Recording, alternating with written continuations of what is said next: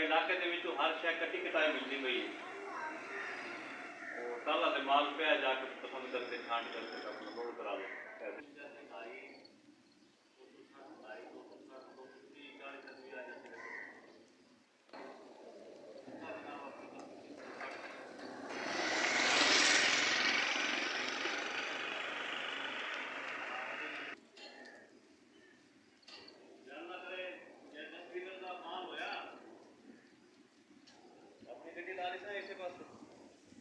ਉਹਦੇ ਵਿੱਚ ਪਾ ਰਹੇ ਨੇ 700 ਮਣ